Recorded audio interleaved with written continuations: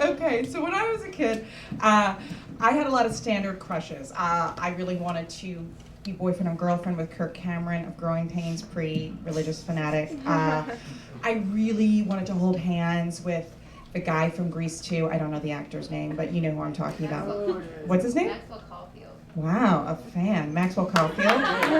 Thank you. Thanks, man. I wanted to have my first kiss under a maple tree like Kevin Arnold and Winnie Cooper. Oh, and that flawless pilot to the Wonder Years. That's all I wanted.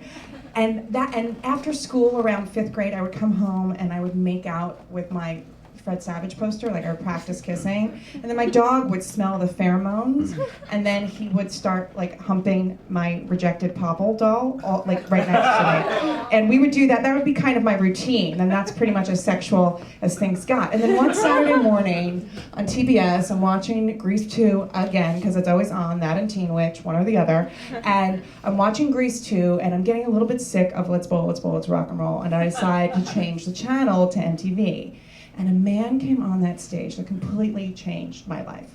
I looked at this man and I was like, wow, this is interesting. I don't want to hold hands with him. I don't want him to be my boyfriend. I don't want to kiss him under a maple tree. I want to do dirty, disgusting things with him and then never speak to him again. And that man's name was Bobby Brown. We have some video, Jimmy, and you have it all ready to go. We didn't do a text, so this may not go so well. You got it? All right, I'll show you a clip of, okay, we're gonna work forward. Okay, all right, pause it. Oh, pause it.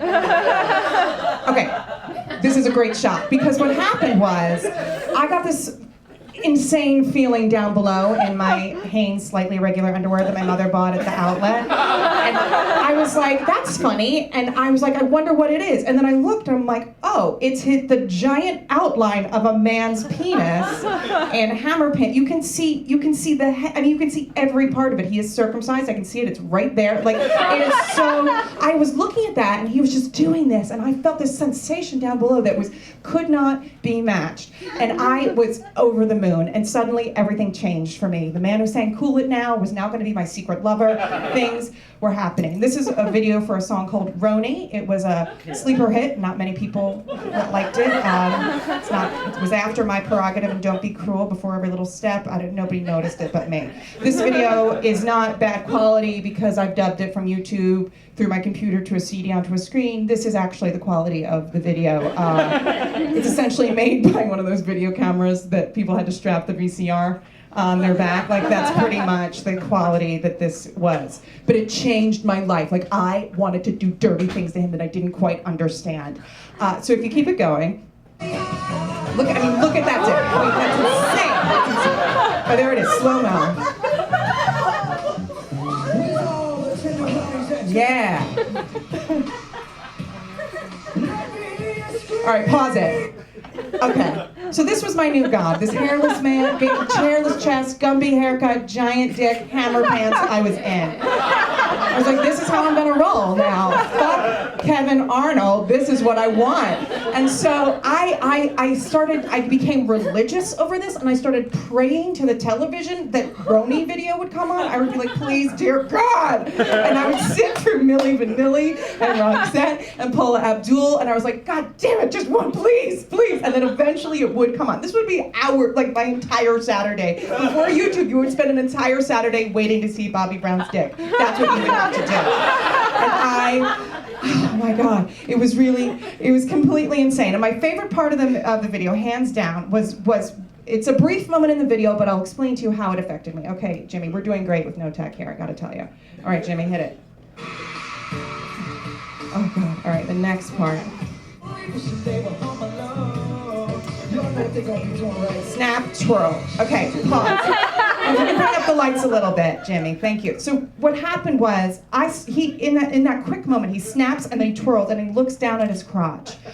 And I thought this was the new dance craze that I should practice to do at the next school dance, like snap, look at my dick. Like, that's what I was like, I'm gonna do this. I didn't quite understand that he was like looking at what, I mean, that's not a rumor, it is true. That's a giant penis. Like, I thought, I didn't understand. So I started practicing it. And in my house, there was this oven in the kitchen that came at an angle, and because I was at this time I'm like a 5'7" fifth grader, it's gross, but whatever. And so there was an oven that in my kitchen that the way that it hit, I could see the reflection in the oven door of just my midsection, not my body or my head or my face, but just here. So I would stand in front of the oven and look at my reflection and just go, snap, look at my dick, like over and over in the oven door, constantly. I mean, we had mirrors, but why? When there's the oven, you know? And I would do it all. The problem with the oven, though, is it's in the center of everything. It's not private at all. And so there was only a matter of time before I was gonna get caught, you know, looking at it. And so one day, I'm there and I'm like, snap, look at my dick. It was a really good one. And I feel I'm not alone. And I look, and my older brother, who's such a nerdy bookworm, is standing there like, horrified. And he goes, with such disgust in his tone, and he just goes, Margot, what are you doing? And so, I don't know what to say. It's like, what am I gonna say? I'm looking at my non-penis. I don't know. So I just told him the truth, and I said, I'm practicing my Roni dance. And he was like, what? And I said, yeah, that's what I'm doing. And then he went, okay. And then he like slowly backed away and said nothing. Probably because the week before I caught him jerking off, and he was like, all right, I guess we're even. This is and that was the end of it. And I thought, all right, well, this is gonna be okay. Okay, Jimmy, show the next thing. So then he did the Madonna Express Yourself crawl before Madonna did it. Okay, pause it. So completely embodied sex. So then I had to buy the cassette tape because I was so oversexed. My brother had caught me, and the Madonna Express Yourself crawl was getting too much for me. So I bought the cassette tape, and I started listening to it in my room. And only Roni, none of the hit songs, over and over again, twirling. And I started fantasizing about being the woman that Bobby Brown pulled out of the audience in this video. Now, the woman that he pulled out of the audience, you can't really see her here, but we'll play it in a second. She was no Courtney Cox from Dancing in the Dark, guys. The woman that Bobby Brown pulled out of the audience was kind of a below-average looking girl with a horrible page boy haircut.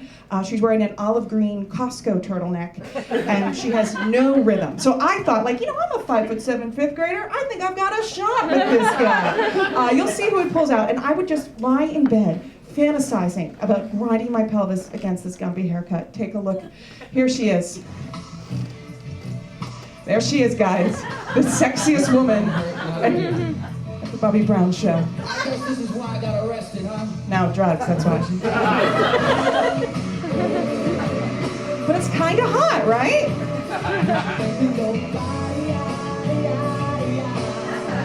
Now they're gonna get a full angle. You'll see her outfit. She's wearing shorts with tights and flats. And she has no rhythm.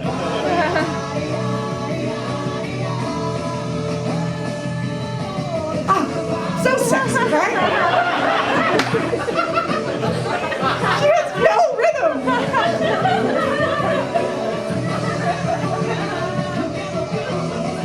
All right, pause it. So that woman went off to star on Friends. No, I'm just kidding, she did not. That's the last we saw of her. But so I just wanted to be her, and I was obsessed, and I thought it couldn't get any sexier until one day I'm watching MTV, I'm praying for Roni video to come on, and this video comes on, which is his new video for Every Little Step. Apparently, Bobby got a budget, because this one had costumes and lighting, and it was like filmed on a real camera, not bought at a garage sale, and it's so much better, and he had backup dancers, and I thought this was so much more amazing than the last. And if you look here, I became really attracted to the Every Little Step Bobby Brown backup dancer on the right here.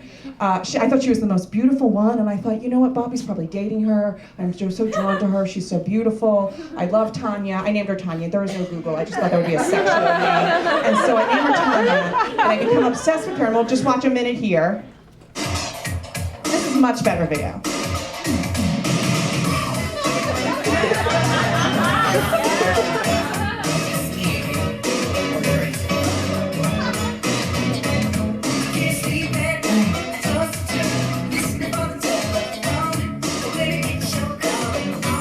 All right, pause it. So there's Tanya, okay? Oh, there she is, she's gone. But you guys got the bitch. You can pull up the lights. Thanks, Jimmy. No rehearsal on that tech. Amazing. Thank you. So I became sort of obsessed with Tanya, and I was like, wow, I love this video, but strangely I'm watching Tanya more than I'm watching Bobby. And I keep watching, and I keep getting more excited about the Tanya parts than the Bobby parts, and I think, well, I must be a lesbian. There's no other explanation possible, so I'm a lesbian now. And then I start thinking about how I'm going to tell my parents, because this is, I mean, it's like Madonna was sometimes gay at the time, but that was it. I mean, my parents one time forced me to watch the movie I Love You, Alice B. Toklas, about Alice B. Toklas and Gertrude Stein. So between those were the three lesbians I knew. Okay? So I was like, I guess I'm one of them. And so I started thinking about what I'm going to tell my mother, which is that she will have grandchildren because there'll be 2 uteri, which will be twice the chances of being able to reproduce. So don't worry, it's okay. And I start practicing the speech, and I'm really thinking that I'm a lesbian. And I think, I love Tanya so much, maybe I need to practice hooking up with a girl, a real life girl. So I decided that I'm going to invite a girl over from school to make out with, because I'm gay. And so there was this girl in my class who was used to be a nerd, and she wore her hair in a bun, she had glasses, and she had braces. And then all in one day, she took her hair down, she got contacts, she got her braces off, and she looked amazing. But she was still this nerdy science girl. So I thought I'd invite her over, and I gave her the reason was that she was coming over to look at my books to appeal to her brainy side. So she comes over to look at my books, and we're up in my bedroom, and I'm trying to think of the right moment to try to make my move to kiss her. I've never kissed anybody in my life. And so I'm trying to make a move, and I'm trying to make a move. And then finally she's looking at one of my books, and she dropped it. And I remembered some episode of Growing Pains where Mike Seaver did the slow pull up after something had dropped and met eyes with a girl. So I'm like, now is my time. So she drops the book, and I'm like, let me get it. And she goes, no, let me. So we both lean down to get the book, and we slowly pull up, and our eyes meet. And I lean in to kiss her, and I get maybe a half an inch from her face. And she looks at me, and with the same tone that my brother used when he caught me looking at my dick in the oven door, she says, "What are you doing?" And I went, "Nothing. What are you doing? Relax." Such an asshole. Yeah, I just fucking mouth molested you in my room. And you better relax, fifth grader, whatever. And I was and so she called her mom, which I think is understandable in that situation. And she went home early, which I think is pretty much what she should have done. And then I was kind of left alone in my room looking at my books. And I was like, wow, I don't think I'm a lesbian. I don't think I'm hot, I'm not Tanya, I'm not Bobby, I'm just this weird, overdeveloped fifth grader that's way too big for her age, and I'm getting mixed messages from television because nobody's watching my intake in my house. Nobody cares, and I'm sitting there all alone, and the weird thing I did, about a year later, I had my real first kiss with a boy. I don't want to brag, it was behind a dumpsters at Friendly's restaurant. Cute. And then I started, thinking about real boys, and MTV took those videos out of rotation, and they pretty much just played Buffalo Stance by Nana Cherry, which was way too overproduced for my taste. And then I gotta say, at the end of the day, I had really strong feelings for Bobby, but considering how everything turned out for him, I'm so glad I got out when I did. Anyway, thank you guys so much.